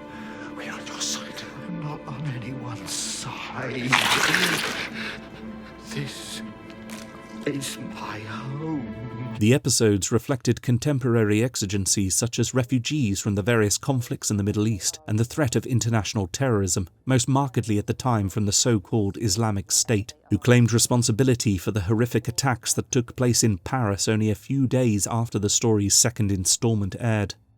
Set against this context, the Doctor's final speech, an exasperated exhortation to stop the cycle of violence made with equal vehemence to both factions, powerfully resonated with many viewers. You set this up, why? Because it's not a game, Kate. This is a scale model of war. Every war ever fought right there in front of you. Because it's always the same. When you fire that first shot, no matter how right you feel, you have no idea who's going to die.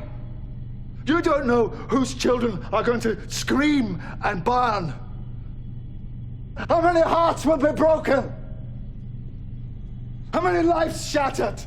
How much blood will spill until everybody does what they were always going to have to do from the very beginning? Sit down and talk! The revelation that this is not the first time the Doctor has had to curb both species' genocidal tendencies, making use of the Black Archive's memory-washing technology to reset the status quo, is a reminder of the cynicism of this era. But the ambiguity of Unit Advisor Osgood's identity as either human or Zygon, and the ultimate irrelevance of this question in the face of her dedication to maintaining the peace, points towards a possible hopeful resolution to these very human problems. Which one are you? I'm Osgood. Human or Zygon? I'll answer that question one day. And do you know when that day will be? The day nobody cares about the answer. This is what happened. The experimentalism of Series 9 also extended to its standalone episodes, with the found footage aesthetic of Sleep No More eschewing the traditional opening sequence and framing its action from the perspective of security cameras and characters' points of view. Under my command. Okay, really? Yes, really. Come on. While not entirely successful from a story-writing angle, this effort to shake up the expected formula showed that the programme was still willing to tackle its adventures in surprising and inventively fresh ways. Arguably, the most experimental instalment of the series was its penultimate, Heaven Sent. Following hot on the heels of the previous Face the Raven, which had seen Clara meet her untimely end, and the Doctor captured by an unknown antagonist, one could be forgiven for assuming that the following story would see the Doctor triumph over the enemy, perhaps even rewrite history to stop Clara from dying. After all, from Rose to Donna, and most notably Rory, we had seen companions apparently die, only for them to be resurrected, or for their supposed death to be revealed as a red herring. Even those few companions who had definitively died in an untimely fashion, Katerina, Sarah, Adric, only elicited very short-term mourning on the part of the Doctor, the perceived need to crack on with the next adventure limiting their sacrifice to barely a few words. This time, however, Moffat was determined to make time to explore the Doctor's grief and set about crafting a unique installment which would test the production team and the lead to their fullest.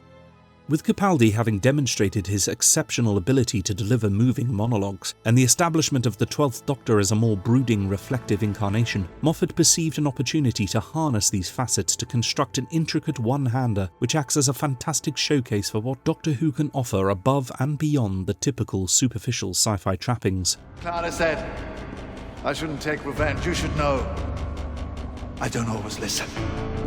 The Doctor finds himself teleported to a bizarre, gothic, castle-like structure surrounded by a seemingly infinite ocean.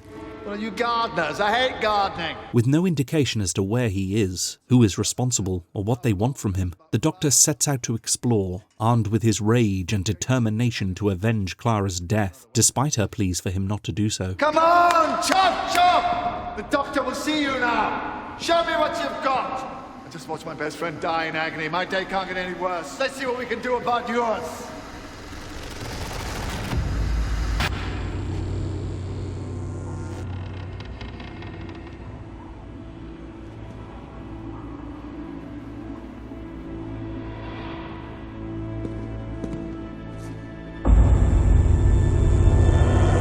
This initial pride in his dark abilities is somewhat shattered when he is confronted by the sinister Veil, a shambling humanoid wreathed in a funereal cloak accompanied by carrion flies presumably feeding on its rotting flesh.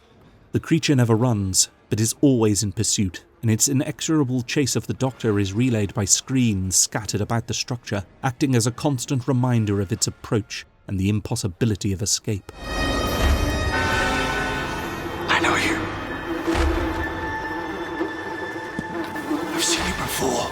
The creature is revealed to be a manifestation of one of the Doctor's childhood nightmares triggered by a traumatic memory, the corpse of a woman whose body was left out in the sun. But it's more than this literal horror. It's no accident that the object of fear is not just something that can deal death, but is an explicit product of death. No, this isn't you. I'm scared. I just realized that.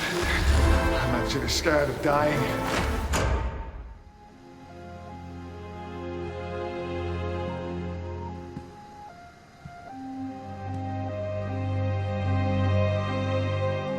The shambling, unending pursuit signifies the veil as a metaphor for grief and loss, a symbol of the Doctor's fear of death, his own and that of those he loves, and he's trapped inside with it, trapped in an inescapable prison of architecture that constantly shifts in a disorientating manner, much like the grief-stricken mind of an individual who must navigate a familiar world rendered unfamiliar by the absence of one who tethered us, who gave our lives meaning and purpose. Typically, for such a cerebral incarnation, the Doctor also imagines a safe space in his mind, a mind palace modelled on the TARDIS's interior to which he can briefly retreat to consider his next moves. Can't I just sleep? But, even here, an avatar of the lost Clara haunts him, never showing her face, communicating only via his blackboards, her presence serving to remind him of what he's lost and what he lacks. I have to know everything.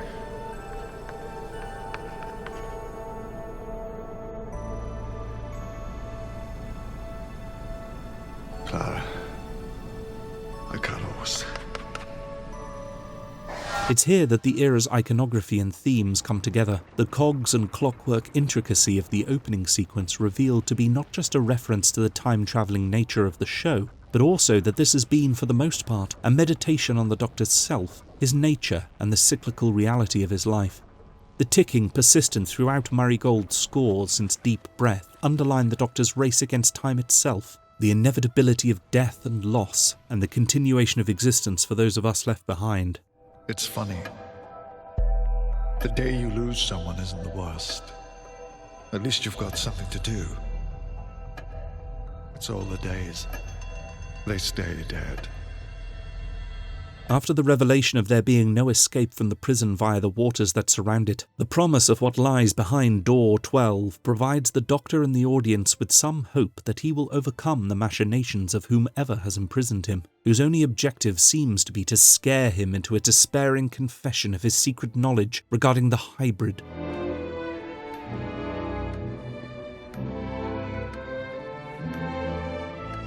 When he finally reaches that destination, the discovery of a wall of asbantium 400 times stronger than diamond and 20 feet thick, blocking the way out, helps to underline that despair.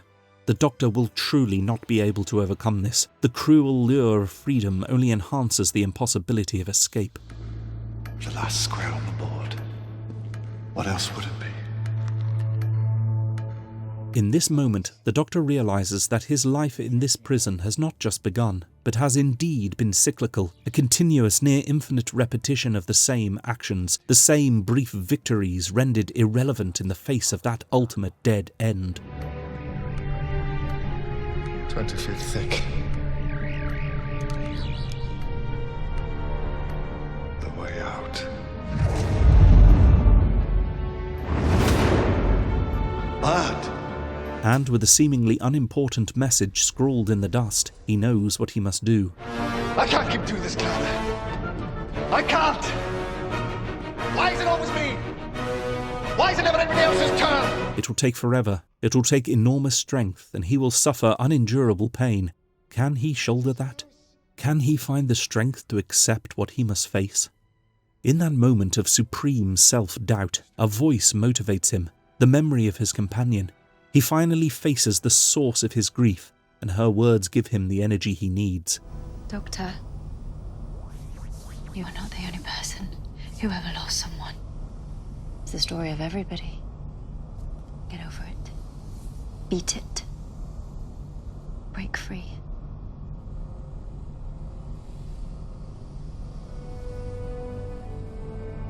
Doctor, it's time. Get up off your ass and win. His weariness sloughs away, leaving a determination not to submit but to accept, and through that defiant acceptance he finds the path out of that prison. No more confessions, sorry. But I will tell you the truth.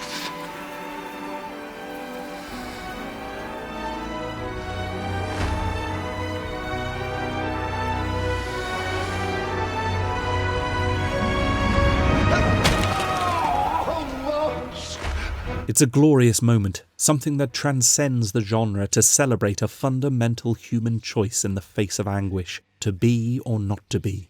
The Doctor chooses to be, to fight despite what seems so obviously impossible to overcome, to repeatedly chip away at that adamantine barrier to his freedom, to escape from the prison of his grief, taking strength from the memory of his companion, of all his companions, those short sparks of love and life in his long existence. I'm gonna get out of here. Find whoever put me here in the first place. And whatever they're trying to do, I'm gonna stop it!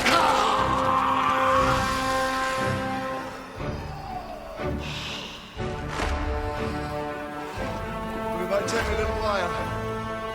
So do you want me to tell you a story? The Brothers Grimm. Lovely fellas. They're on my dance team. According to them, there's this emperor. And he asks this shepherd's boy, how many seconds? In eternity. Accompanied by Murray Gold's exquisite soundtrack with themes building across the episode that recall Beethoven's Symphony No. 7, itself a paean to resistance against the oppression of Napoleonic dominance, to the triumphant shepherd's boy that accompanies the Doctor's perennial punching of that wall. The final montage is an inspiration to all who have felt that black cloud settle over us, and our will to just get up off our asses feels sapped to emptiness.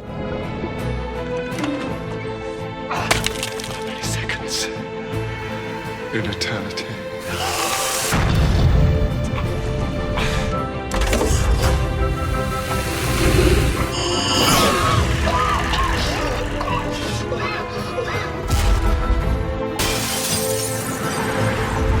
The fact that the song is a conscious reprise of that heard during the Doctor's darkest day, when he overcame similarly impossible odds to be a Doctor, is the cherry on the cake. But There's something those billion Daleks don't know. Because if they did, they'd probably send for reinforcements. What? What don't they know?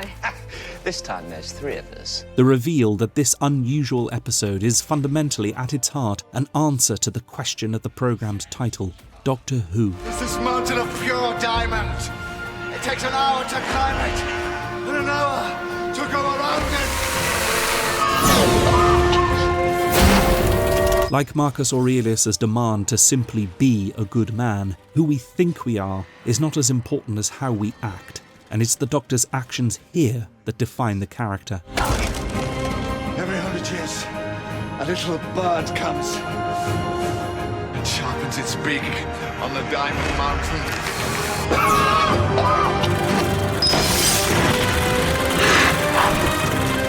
Nearly 1 billion years. And when the entire mountain is chiseled away, the first second of eternity will have passed! He doesn't solve the problem by some sci-fi sleight of hand. There's no deus ex machina to comfortably tie up the plot without further pain or sacrifice. He accepts his sadness, and he endures the slings and arrows of outrageous fortune to emerge the other side, blinking at the sunlight of a new future.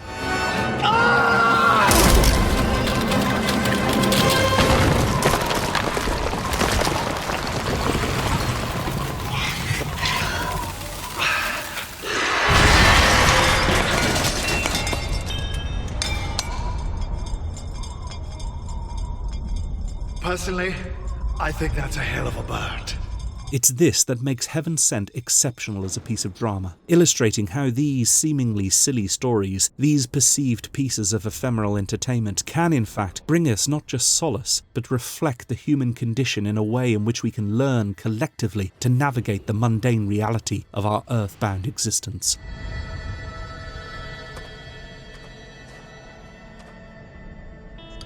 After such a superlative instalment of the programme, it's tempting to ignore the finale that follows, as a first impression of Hell Bent has led many to conclude that the show goes back to business as usual, with the Doctor going on to indeed triumph over his enemies and seemingly snatch Clara from the jaws of death. I think this is an unfair summation of the closing episode, however.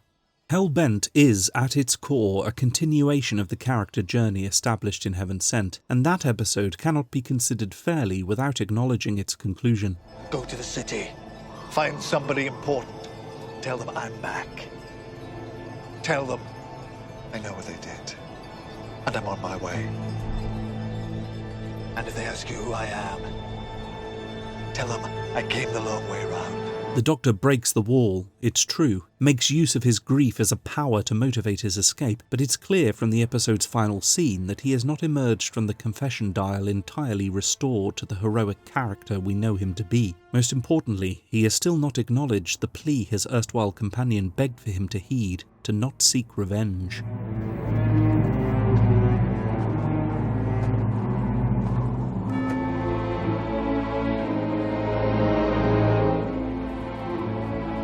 Hellbent sees the Time Lord shrug off the mantle of the Doctor, abandoning the promise to never be cruel or cowardly, even donning clothes that recall a morally grey gunslinger of the Old West, as an outward rejection of the persona we have learned as a conscious adoption. Get off my planet. His revenge on who turns out to be the mastermind behind his torturous ordeal, Rassilon, Lord President of a Gallifrey reinstated in the material universe, at first seems reasonable, even something to cheer. After all, toppling a dictator seems de rigueur for our hero. He was a good man once. Isn't this going a little far? Oh, I've barely started. It's only when he manipulates his fellow Time Lords into allowing him the opportunity to snatch Clara from her timeline at the moment of her death that we begin to see how he has lost perspective and control, how in fact his grief has not yet been overcome, but rather is now motivating him into a self-destructive and harmful course of action.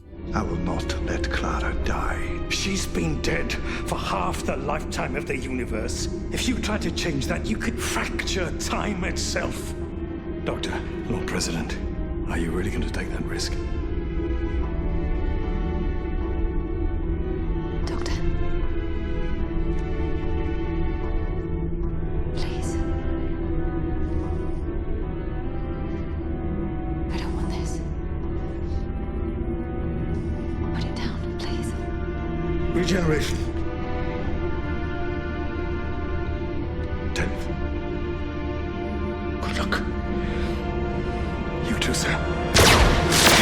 His execution of the Time Lord General, a character firmly established as sympathetic and supportive of the Doctor, and his glib shrugging off of this act as no more significant than contracting the flu, is meant to feel as unsettling and disturbing as it did at the time. We're on Gallifrey. Death is Time Lord for man flu. Through his desperate flight, we see a character who disrespects Clara's sacrifice, arrogantly assuming that might means right, and it is revealed that the real villain of the piece is not the Time Lords, but the Doctor himself, all because he can't yet bring himself to move on. What if one last heartbeat's all I've got?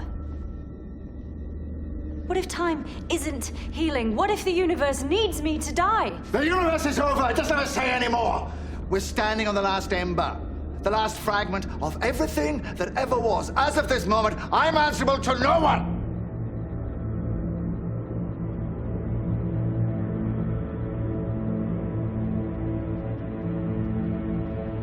And at the end of the universe, he sees that, in fact, this unconscionable devotion to his companion, his refusal to let her go, even despite her own wants and needs, is what will bring about the devastation of the hybrid foretold by the Matrix. Look how far I went for fear of losing you.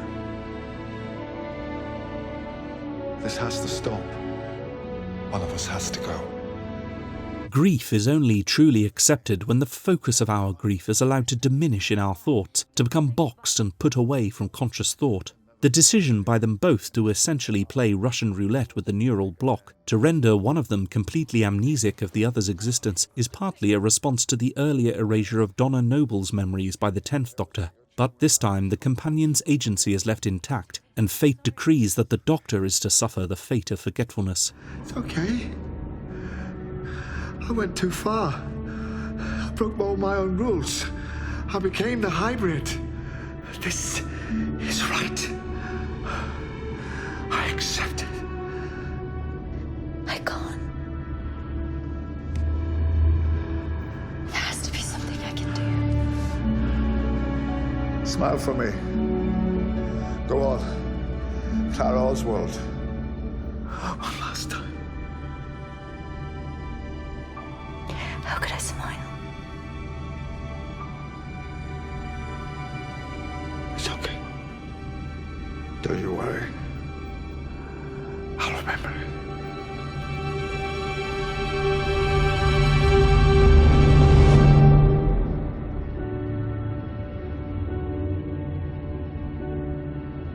Thus is the dark omen of the hybrid averted, and the Doctor is forced to accept Clara's loss by being made to forget her.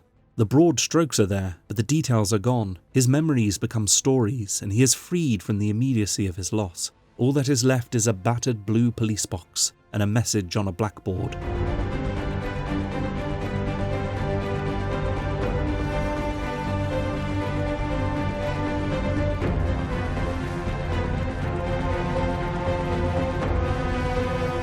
And with that, he shoulders the mantle of the Doctor once again, shrugging on his velvet coat and brandishing a brand new sonic screwdriver.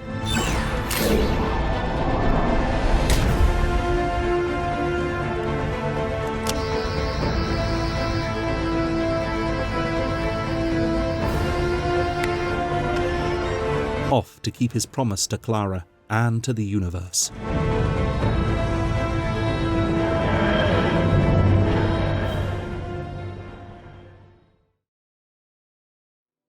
After such a dark and traumatic series of adventures, Moffat elected to write a more fun romp for the 2015 Christmas special, bringing back River Song for one final story to round off her arc, and finally share with the Doctor that night on Beryllium mentioned all the way back in her first outing. So, assuming tonight is all we have left. I didn't say that. How long is a night on Beryllium? 24 years.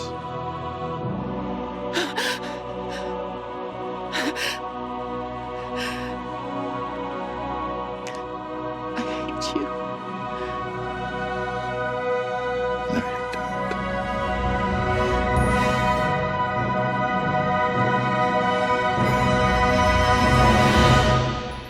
It was also the showrunner's intention that this be his final story.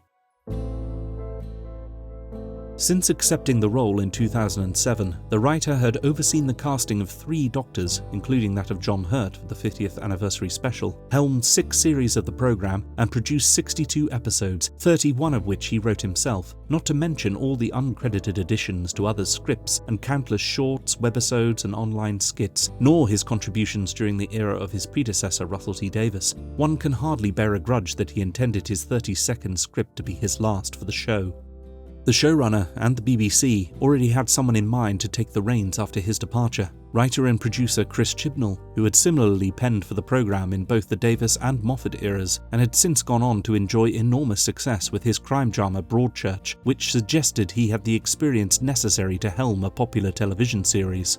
Unfortunately for Moffat, at the time The Husbands of River Song was going into production, Chibnall was deeply involved in the development of what would prove to be the 3rd and final season of Broadchurch, leaving Doctor Who in need of the incumbent's firm hand for another series. Coincidentally, 2016 was shaping up to be a big year for the BBC, with both the UEFA European Championship and the Summer Olympics dominating the schedule. BBC One controller Charlotte Moore decided to, in her words, hold something big back for 2017 and delay Series 10 of Doctor Who until the following year. How much this stated reason for the delay really factored into the eventual hiatus, or whether the belated handover to Chibnall played more of a hand, is unclear, but it provided a suitable amount of time for Moffat to prepare and craft his actual final series. It also offered Capaldi the opportunity to reflect on his time, and despite there being the potential to carry on beyond Moffat's stewardship, as there had been for David Tennant at the end of the Davies era, the actor announced early in 2017 that he would also be departing at the end of the upcoming season. Making the announcement on Joe Wiley's Radio 2 show on the 30th of January, the out-of-the-blue confession that Series 10 would be his last took fans, and most notably the host herself, by surprise. There's a number of them. I suppose the big thing about it, for me, is that it'll be my last. So that's... It'll be your last? Yes. You bow out after this series? I will, yes. Oh, really? This will be the end for me. Wow, how do you feel about that? I feel sad. I love Doctor Who. It's a fantastic programme to work on, and it's been a huge pleasure to work with a family. Really, I mean, I can't praise the people I've worked with more highly. But I've always been somebody that did a lot of different things. I've never done one job for 3 years. This is the first time I've done this.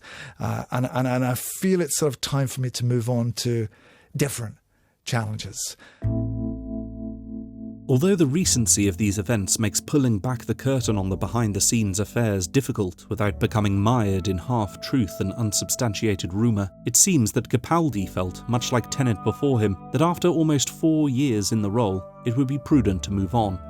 In some interviews since, the star has alluded to the exhaustion engendered by the requirement to promote the brand, to be the face of a global product, and its attendant marketing as part of the reason for his departing the show. This is unsurprising from a principled performer whose concerns over the cost of merchandise saw him suggesting the use of the plain and unbranded Sonic sunglasses to provide children who couldn't afford the Sonic screwdriver toys the opportunity to play as the Doctor without shame or embarrassment, and as someone who has frequently donated his autograph fees and auction earnings to charity. However, it's clear that the part of the Doctor and his time on the show has never been a source of rancour or regret for the actor, and with a new era on the horizon, his decision to move on was perfectly logical and fitting.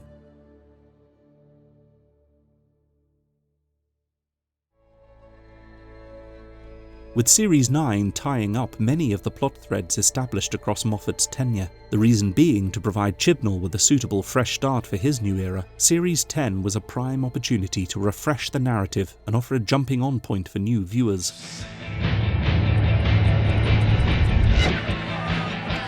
I'll get him in. Cheekily titled The Pilot, the opening acts almost as a mirror of the original first episode, but with the roles reversed. It could have been titled An Unearthly Teacher. Time and relative dimension in space.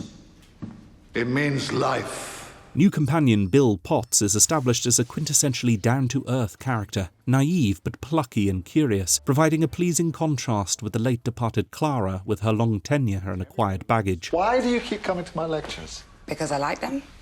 Everybody likes them. They're amazing. Why me? Why you what? Well, plenty of people come to your lectures that aren't supposed to. Why pick on me? Well, I noticed you. Yeah, but why? Well, most people, when they don't understand something, they frown. You smile.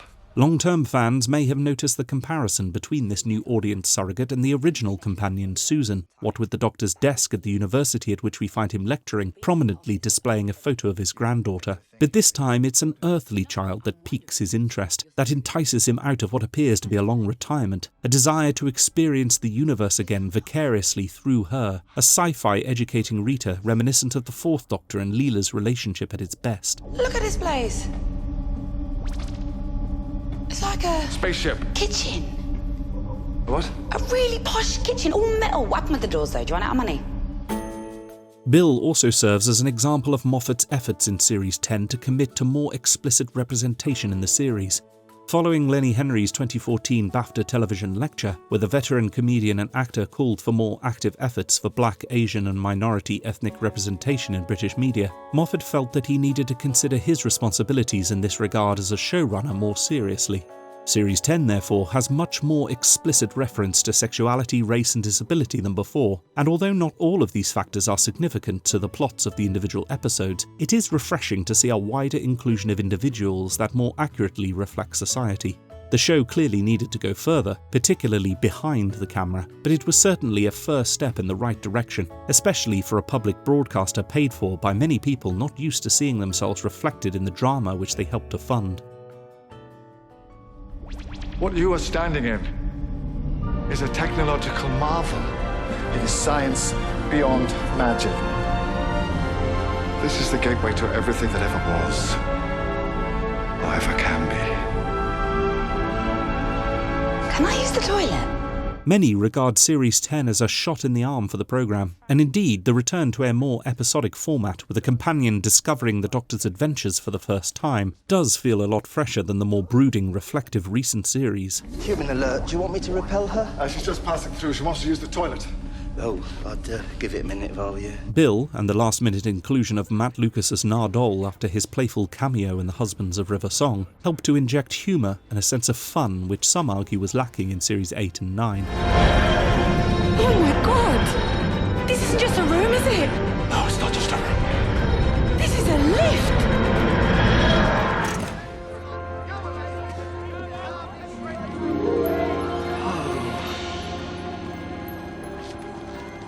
Last day before the thaw. Thought I'd better find a more reliable parking spot. A particular standout for me is the early 19th century caper Thin Ice, which sees the Doctor and Bill in the romantic setting of the legendary frost fairs held on the Thames in that period, where they must grapple with the ethical quandary of releasing a beast enslaved by humans in an interesting reprise of ideas explored in one of Moffat's earlier scripts, The Beast Below.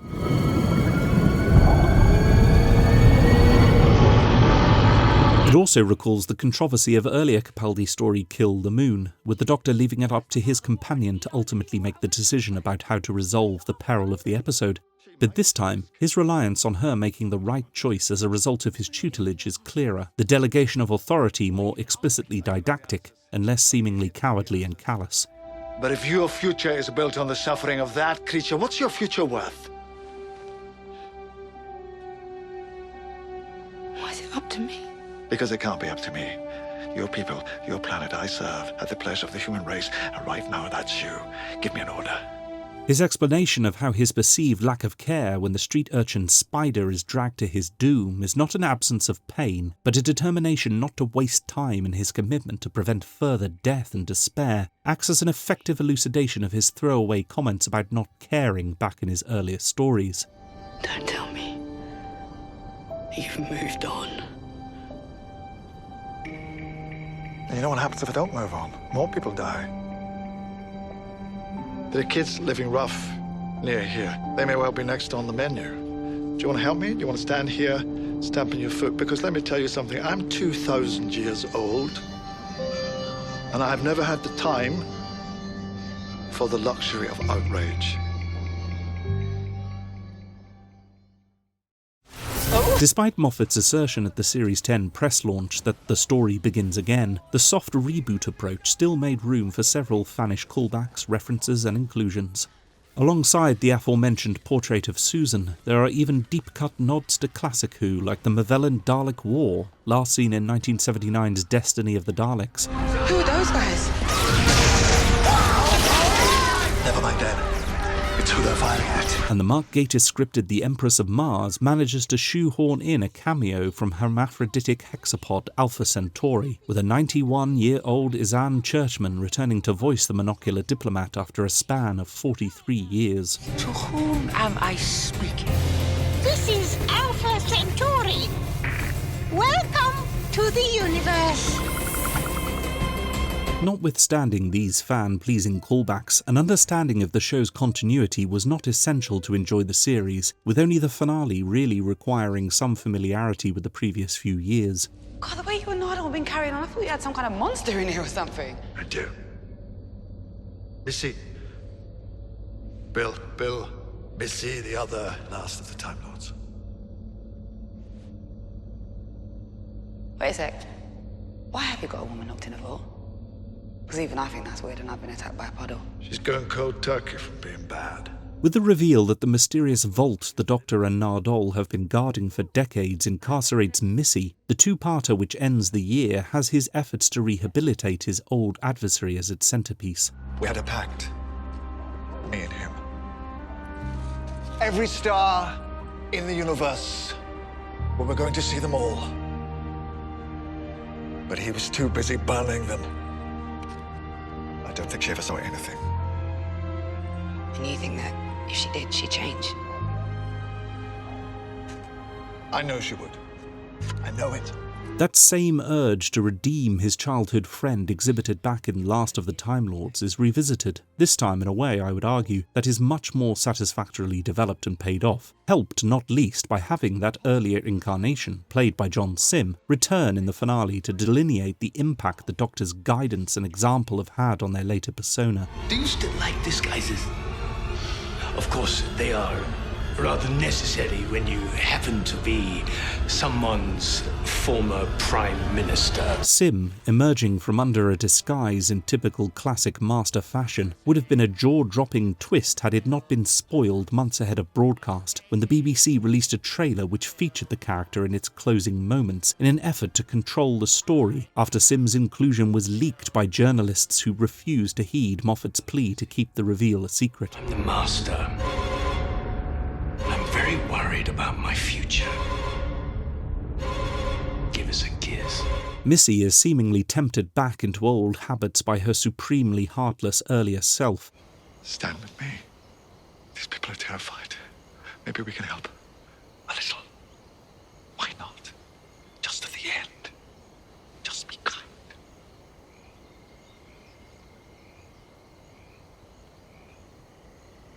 See this face? Take a good, long look at it. This is the face that didn't listen to a word you just said. It appears that all the Doctor's efforts have been for naught until the surprise twist where, inspired by his final pleas for them to just be kind, leads to a double betrayal and a character arc resolution so uniquely Moffat brand Doctor Who that I can forgive the seemingly insoluble questions it raises about exactly where Missy's incarnation sits in the Master's timeline. You see, Missy, this is where we've always been going. This is our perfect ending. We shoot ourselves in the back.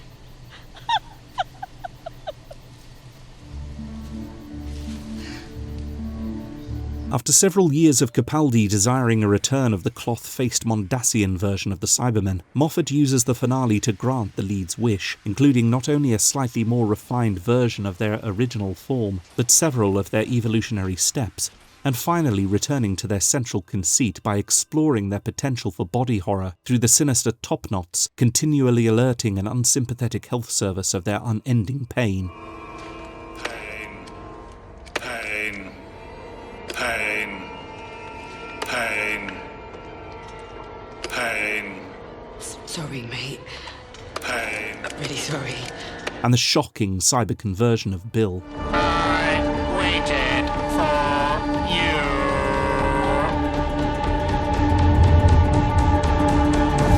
With another companion falling victim of his perceived recklessness, it's no wonder that the 12th Doctor is willing to go down in a blaze of glory, giving his life to save people, without hope, without witness, without reward. I'm not a doctor. I am the Doctor.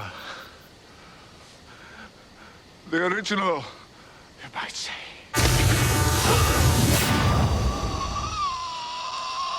Oh! Ah!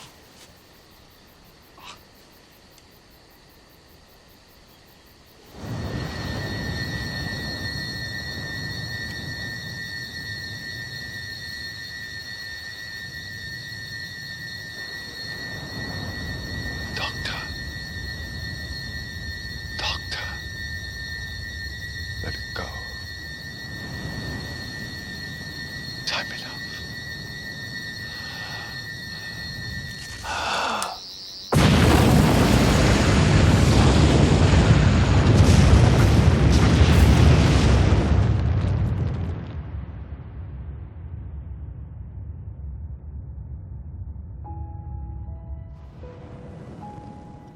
Pity. No stars. I hope there be stars. Thus, mortally wounded, the 12th Doctor steps into the frozen wastes of Antarctica in his final story, refusing to regenerate, rejecting the burden of carrying on after yet more loss and sacrifice. Will not change!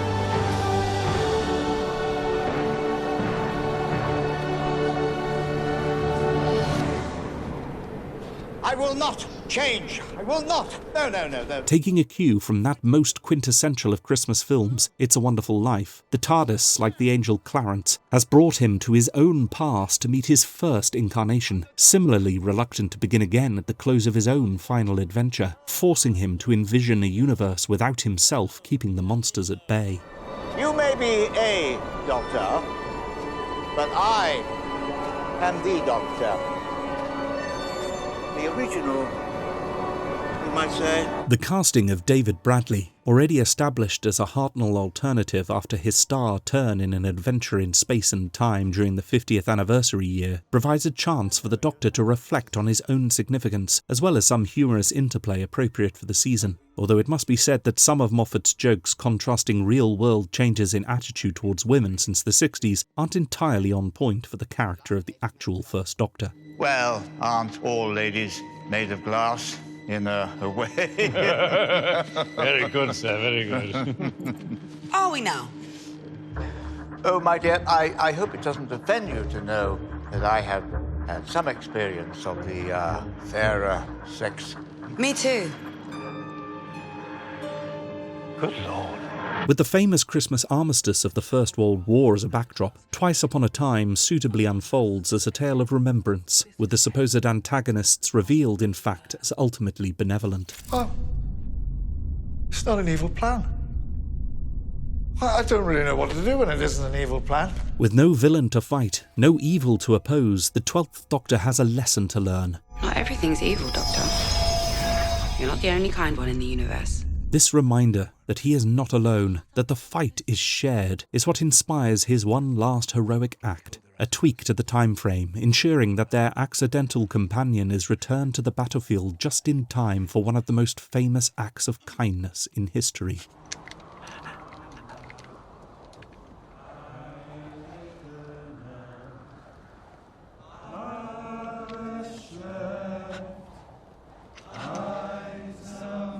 I say, is that singing?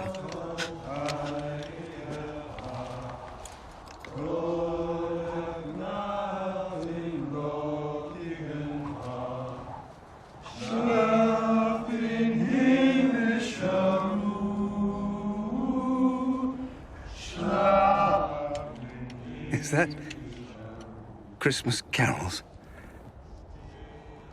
Silent night, holy night, all is dark, all is bright,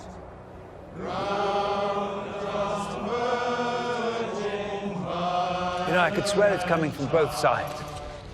If I got my timings right, and clearly I have, then we should be right at the beginning. I adjusted the time frame only by a couple of hours. Any other day it wouldn't make any difference, but this is Christmas 1914. And a human miracle is about to happen. The reveal that said companion is the ancestor of the Doctor's most stalwart ally against the monsters serves to underline this point and remind him of the examples he has inspired and who, in turn, inspire him to go on. My family. Perhaps you could look in on them from time to time. We should be delighted. What's the name? Lethbridge Stewart. Captain Archibald Hamish Lethbridge Stewart. I shall make it my business. You can trust him on that. With the First Doctor's departure, now ready to face his uncertain future, the 12th is given one last lesson in the importance of memory. That once the rawness of grief fades, the strength that memory offers is vital to draw upon. Merry Christmas, Doctor.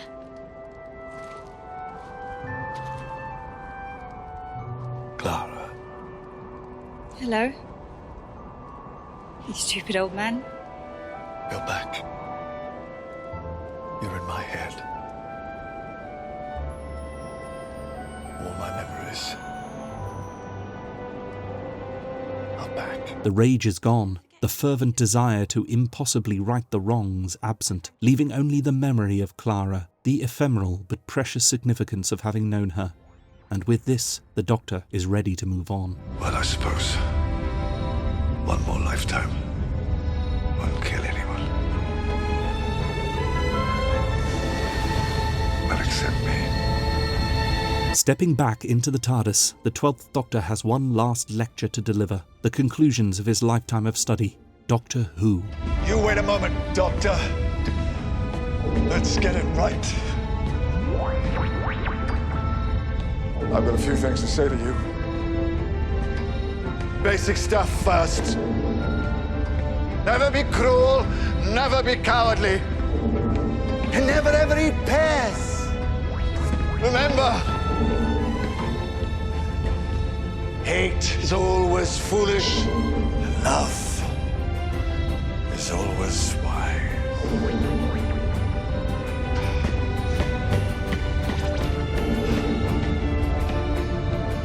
Always try to be nice, but never fail to be kind.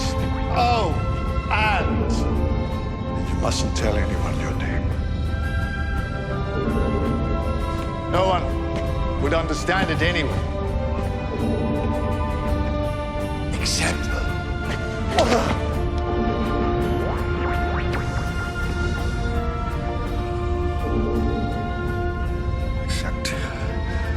children. Children can hear it. Sometimes, if their hearts are in the right place, and the stars are too, children can hear your name.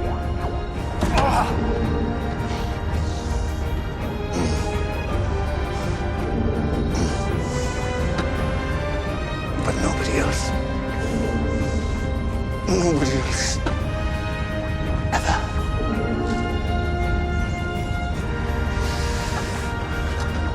Laugh hard. Run fast. Be kind.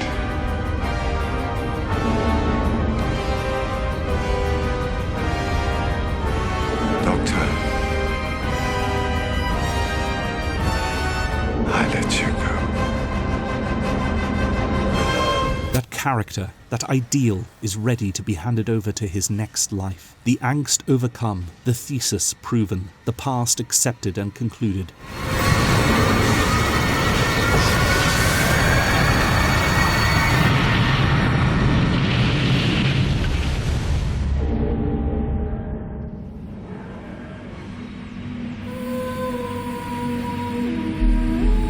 Now, for the future. Oh, brilliant.